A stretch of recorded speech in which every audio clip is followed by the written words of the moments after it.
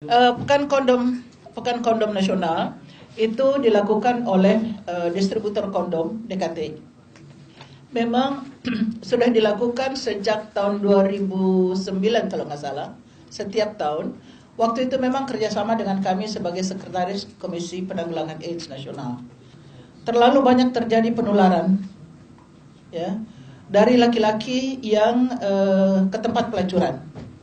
Waktu itu Pak Kemal membuat estimasi, dan menurut estimasi mereka sekitar 6-7 juta laki-laki Indonesia yang dengan sengaja membeli seks di tempat-tempat pelacuran.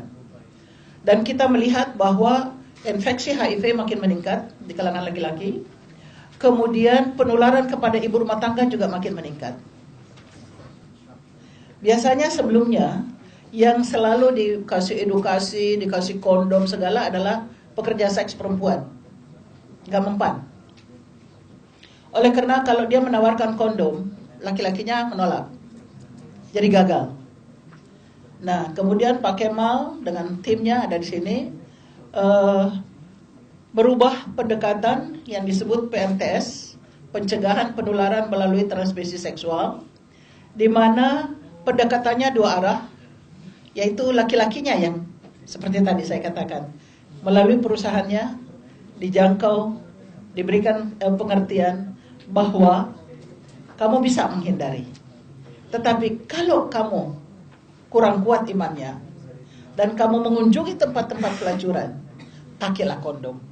Oleh karena hanya itu yang bisa mencegah penularan penyakit kepada kamu dan kepada istri dan anakmu. Nah, oleh karena laki-laki enggan memakai kondom, maka distributor kondom ini melakukan kegiatan-kegiatan yang disebut Pekan Kondom Nasional setiap tahun, di mana mereka sebenarnya, saya kira tidak ada pada kampus-kampus. Saya tidak tahu ya, saya sudah nggak berhubungan, tetapi selalu ke tempat-tempat pelacuran.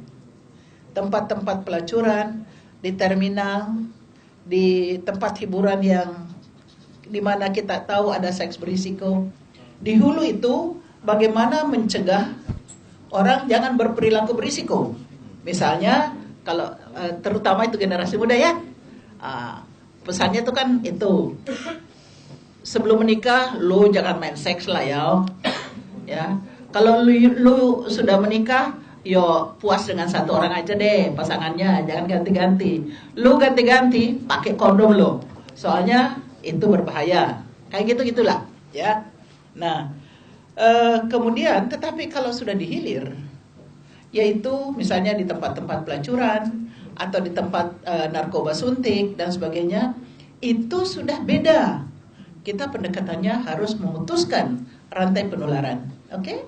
Nah, jadi jangan lupa kondom ini bukan barang terlarang. Kondom itu sudah menjadi bagian dari program Keluarga Berencana Nasional sejak Replita 2 itu kapan ya? Tahun 70-an.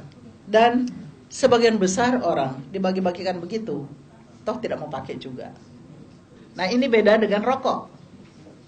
Kalau rokok dibagi-bagi, dia akan coba-coba pakai rokok. Dan akhirnya kecanduan. Ya, jadi ini tolong dilihat secara proporsional ya Mas ya. Tolong dilihat secara proporsional. Jadi kalau mau informasi lebih lanjut, tanyakan pada mereka yang melakukan itu. Dari segi pemerintah adalah makin banyak yang bisa menghindari infeksi, kita bersyukur kepada Tuhan. Oleh karena membawa penyakit kepada ibu-ibu dan bayi-bayi itu suatu penderitaan yang luar biasa. Dan itu harus kita cegah. Kita punya tugas adalah bagaimana mencegah penularan dari satu orang ke orang lain. Itu aja.